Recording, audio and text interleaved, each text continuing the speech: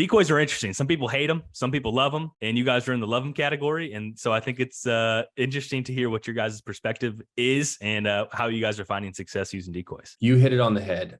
It's very easy to get turned off at decoying when you have a bad experience with it. And I will say, before we even go into this, that not all decoys are made equally. And Grant and I have found this out. The first year that we ever killed using a decoy was a buck we called Lucky. Again, we used all of our camera data to understand that, okay, this deer is living in a certain chunk. And it was specifically hunting him around a scrape that he was visiting literally nightly. And I remember talking to Grant, there was a huge cold front coming in mid-October. We reacted to the data. I hung a stand for the correct wind to hunt over that scrape. And then we added the element of a decoy because we wanted to call. And we've noticed that if you are somebody that wants to aggressively call or specifically call to deer, you have a much higher success rate when using a decoy, because mature deer know that if they get an audible response, they better get a visual response as well. And so we were hunting this deer on a field. It's a smaller field. So obviously a deer could cover that with eyesight very quickly. How small? Like a 5-acre field, 10-acre field? 5-ish. Yeah. So hung the stand for the wind. That was the first thing, right? If you don't have the setup right, it doesn't matter that if you're using a decoy or not. We had the data to back that we knew that the deer was living in the area and that he was using this scrape line along this field edge, like I said, nightly.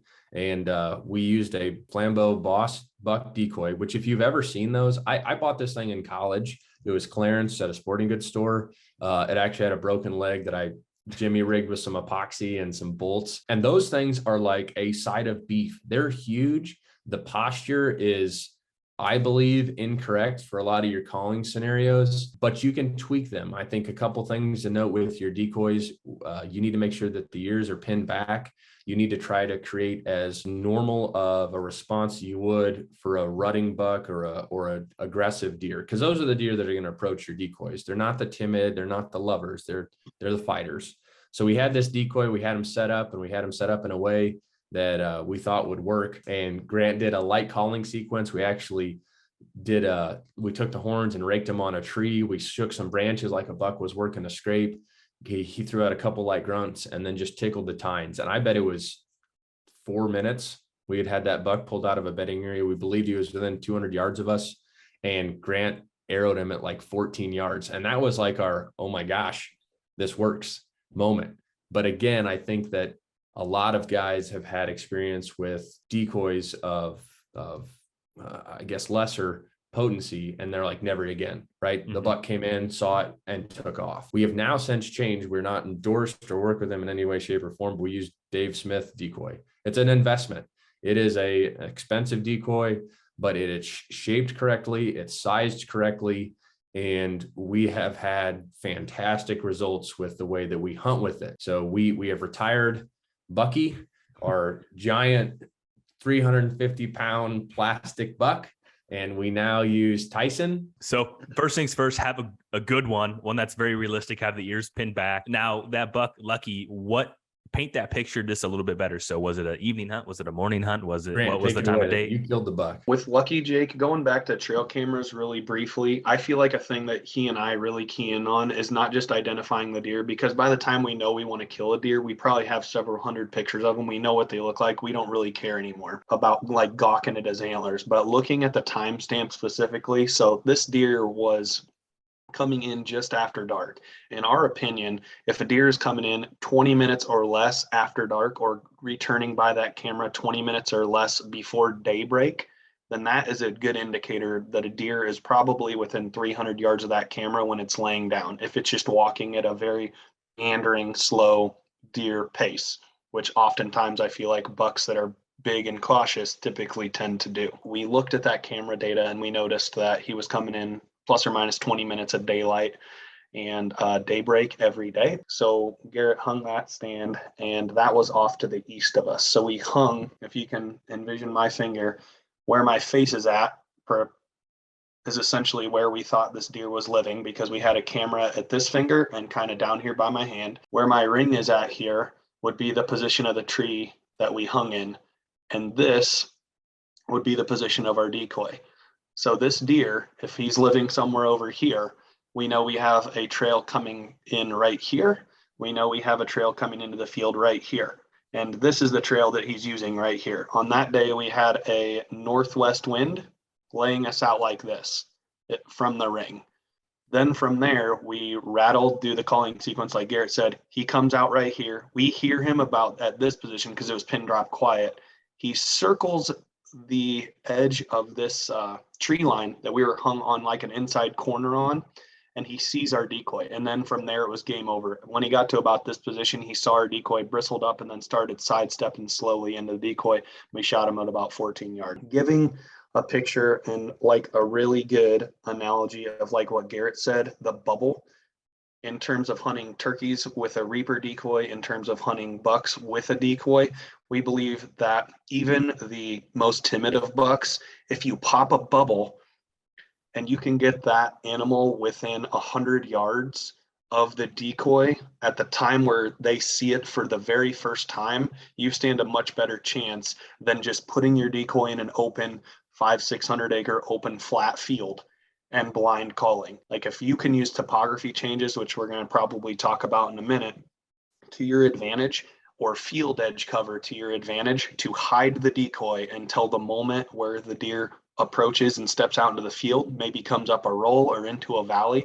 That's what we really, really key in on when we're trying to hide the decoy. We don't want the decoy to be seen for a mile. We want the decoy to be set up so that our camera data is jiving with the position of the data with the wind, all in unison. So we're essentially waiting for like 5 to 8 days a year that the opportunity is perfect. So we're not taking it out in October unless it's perfect. We're not taking it out in November unless it's perfect.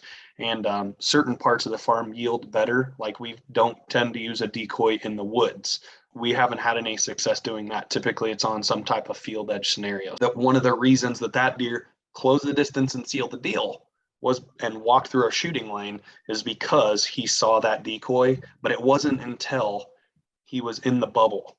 It wasn't like he saw it across the field, had a big chance to up and down it, because at that point their animalistic tendencies are going to take right over and their dominancy is going to want to course through their veins, take over and go attack that decoy, because now it's fight or flight. You're not giving them a chance to fly.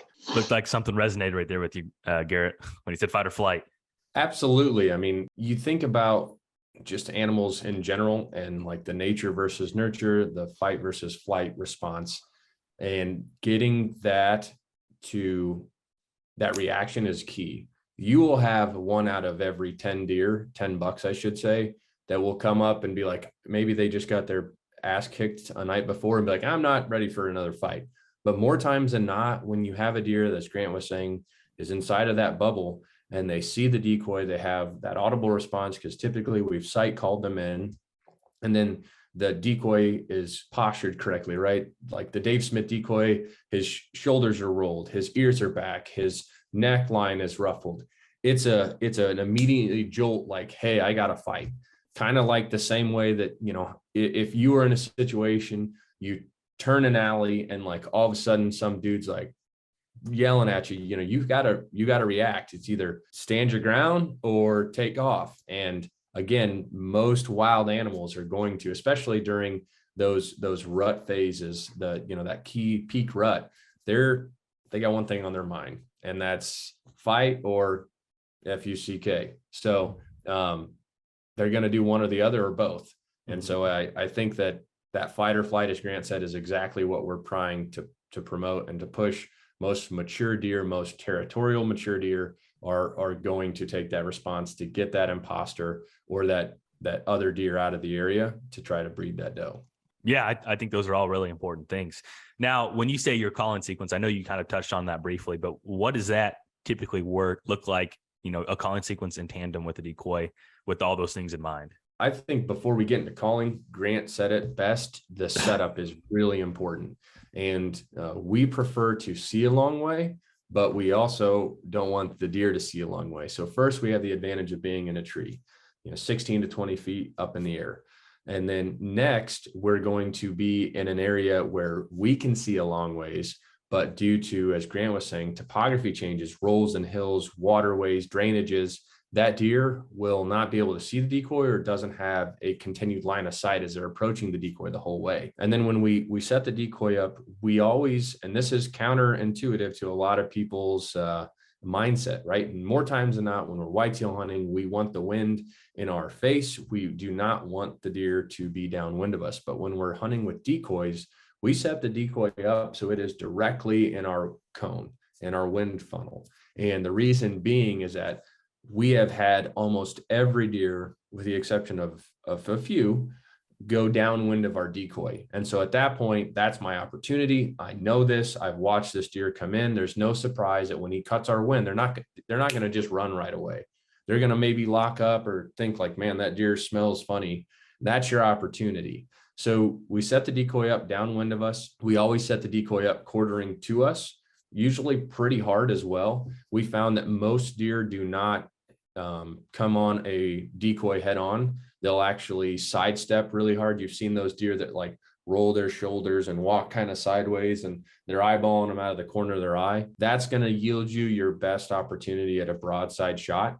If you quarter it too softly, you'll probably have more of that hard angle. So we quarter the decoy very hard to us, 16 yards, I would say. We want to make sure that there's room for them to come between the decoy and us. But more importantly, we don't want to have that decoy so far out that when they go around them, that all of a sudden we're having to take a 45, 50-yard shot. So that 16 yard number quartering to us works really well. Again, most importantly, like we want to have that topography change. So even if if we're calling to him from 400 yards away, he's got to go down a roll or over a hill. So he can, as Grant said, eye that decoy up the entire way and be like, man, that decoy hasn't moved in 3 minutes or something. So more times than not, when we call to bucks that we want to bring into the decoys, we're trying to build it up. Usually Grant and I will start with a grunt, and more times than not, they don't hear that. So then you have to elevate that response, with volume. Maybe I'll take the tines and I'll rattle them, and it's not a long sequence. I'm just trying to get their attention. And again, this is sight calling. So smash him, hit him a little bit. That deer locks up. He looks, okay, now I've got his attention. I'm going to read what he's doing. Does he come over right? Does he immediately turn his body and start coming to the sound? Or does he start going back down the trail? Then I'll hit it again. I will revisit that noise. I will confirm that buck heard what he thought he heard. See what he's doing. And lastly, I'm not afraid to snort wheeze at these deer. And I think that more times than not, that has been the kind of cherry on top that is the death sentence for a lot of them, especially if these deer are covering ground quickly, they're trotting, and you need something with high volume, high projection. You can snort wheeze at them and they immediately know what that sound means, especially this time of the year. And you just use a hybrid of these sequences where you're not overcalling. And once you have that deer turned and coming towards you, we don't make a peep. I mean, once he's committed and he's going to come this way, whether he's seen the decoy or not, more times than not, he has not. Hang the horns up, put your call away. You don't need to do anything else. Let the decoy do the work for you.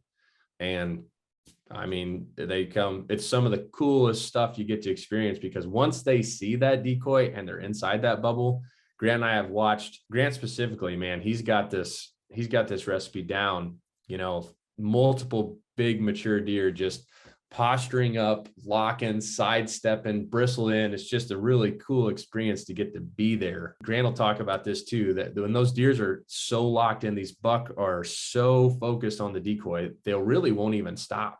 So understand that you're going to have a close shot, but they probably won't even listen to you. Grant tried to stop a deer we called K2 4 different times at about 14, 15 yards. That deer didn't even phase him. Grant was meh, and nothing. So when these deer come in, they're aggravated, they're aggressive, you're going to have a close shot, and just get ready for it, because they're probably not going to listen to you. They're coming in on a line. Yeah, sounds really exciting. Now, you Grant mentioned you only busting this thing out with perfect conditions, or only during the right time. What are those? Typically, our wind, it's got to be correct for not only us or the decoy. So if you're going to hunt with a decoy, you have to be cognizant of an additional player on the chessboard. So the wind may be very good for you at concealing your scent, but it may not be the greatest for your decoy. And so one of the things that we always try to do is get our wind to line up with the decoy's wind, in which the time that we are going to be able to shoot and draw our bow between 15 and 35 yards or whatever the decoy is and approaching, is that as they are circling downwind of it is our killing opportunity. This is probably the most important thing that we do other than the bubble method. We try to conceal our decoy and make sure that the deer don't see them until it's the moment of truth. However, it's got to make sense to the deer, because our DSD sits in a garage all year, and no matter how much spray we put on that thing, no matter how much buck scent we cover and put on its hocks, it's still going to smell like a large molded piece of plastic that was kept in a garage all year long.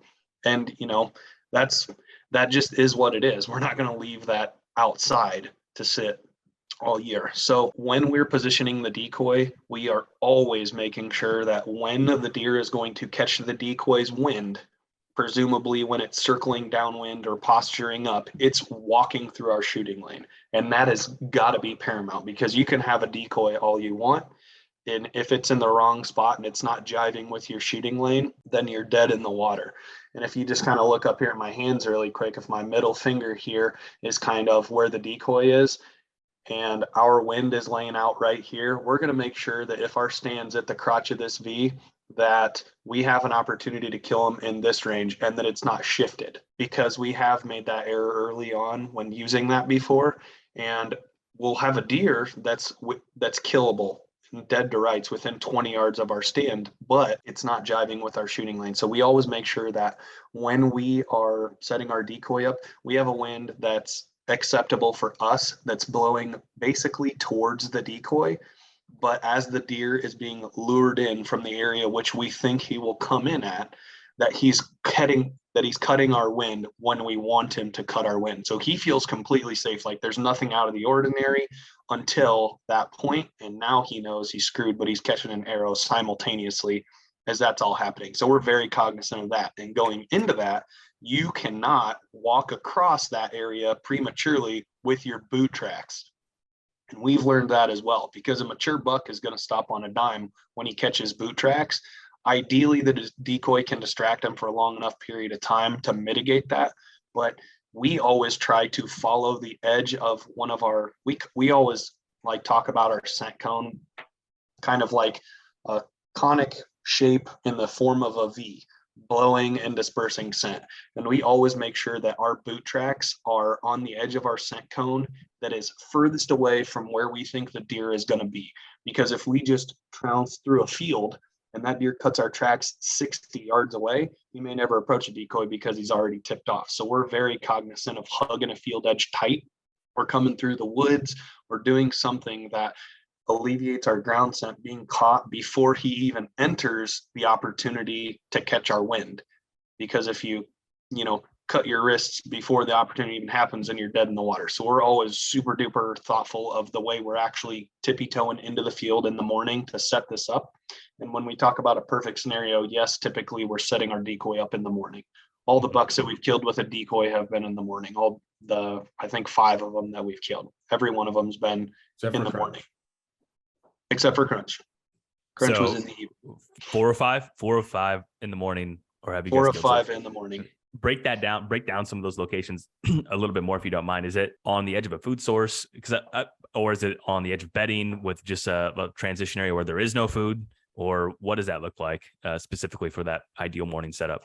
Our tried and true, one of our spots that we've had a lot of success using this decoy, Jake, is a natural transition area from about 4 different bedding areas. So one of the farms that we hunt is a lot of agriculture, but it also has a lot of these low-lying fingers that kind of conjoin. And I would say where they meet, it's about 200 yards in between this large field, where we noticed the first year we hunted there, deer would bop from one finger over to the next, and then it'd check that area, come over to the next one. So due to this, and most timber ground in conjunction to field is low lying, we had this perfect storm of transitions between these spots with low lying cuts in between them. So Grant and I hunt it on a flat that's the highest elevation.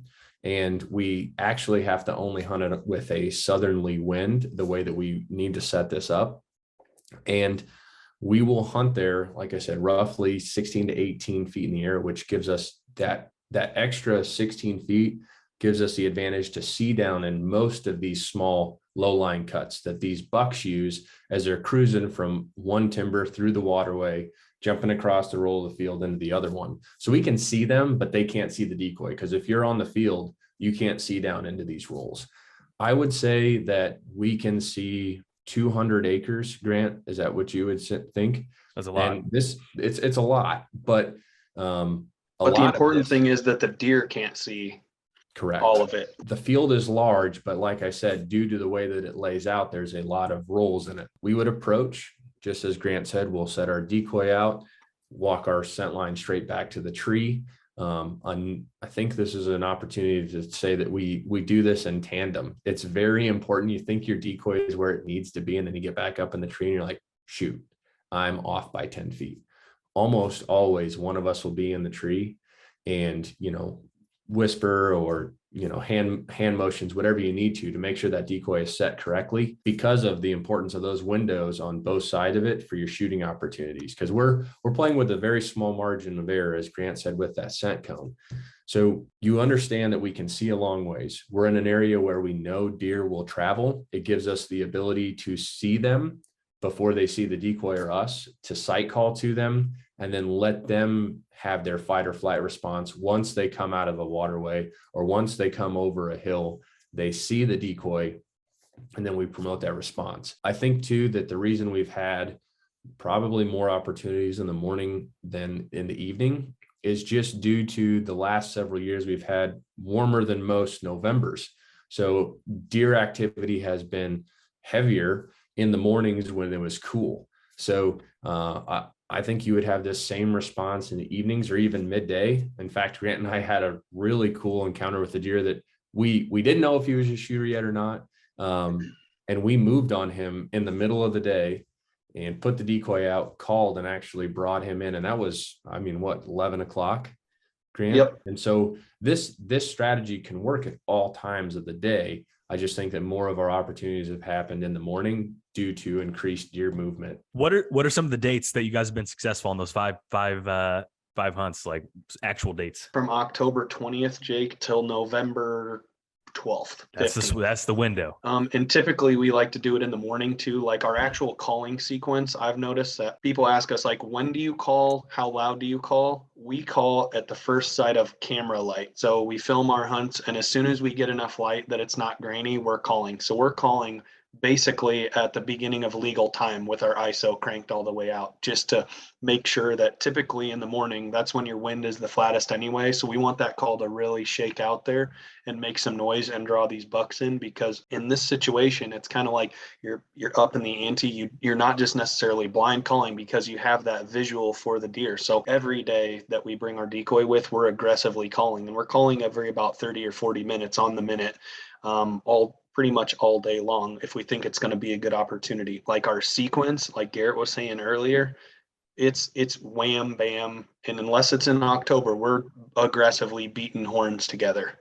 Not beating them like wham, wham, clash. We've talked about this on our podcast before, where we interlock them and make a sound like bucks are actually pushing one another, not just sitting there, headbanging like to a rock song in a field. So that's an important distinction, but typically that's what we're doing. Well, it's so interesting. There's so many nuances to hunting whitetails and hunting bucks, and each category just gets more nuance at times. So, but you guys have done it, at least shortening the learning curve for other people that maybe want to try this. And I think sometimes you don't even need to call. As Grant said, when it's the right time. And I would say, Jake, that to narrow that window down, probably the first 12 days of November is when it really happens. And even shorter than that, I think, Grant, most of the deer that we've decoyed have been between like the 4th and the 12th. And that's just, if you think about when the peak of the rut is, those deer are transitioning from doe to doe. You're using their instinctive drive against them, and talking about that fight or flight response in that window, more times than not, you're going to generate that fight response. An example being with the deer killed called Crunch, we actually weren't able to call due to the fact that we had deer right underneath us. And that deer, the decoy did 100% of the work for us. We were in there to kill that deer, but since we had a young buck and a doe quite literally 5 yards from our tree, we weren't able to get after it and try to pull him out of where we think he was. And he came into the field, he saw the decoy, and it was like laser beam focus. He marched completely across the field and gave us that opportunity then. But again, we were inside that deer's bubble. When that buck saw Tyson, he was 85 yards away. And so that's all we needed, was just for him to see an imposter on his turf and come in there and march over to it.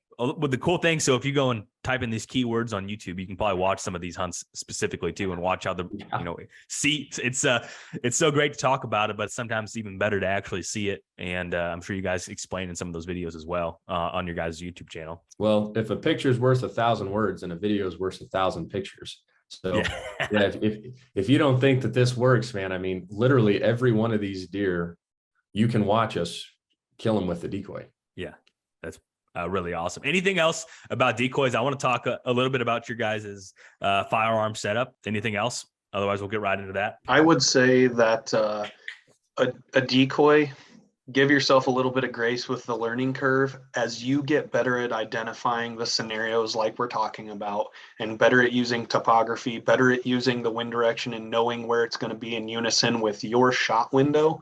I think that it's just going to make you more and more effective. If you're hunting in a high deer density, specifically buck area, you will get quite a few 3-year-olds to reel in on a string using this method. So don't let that discourage you. If they blow your decoy up, just go pick it up, put it back together, and keep hunting.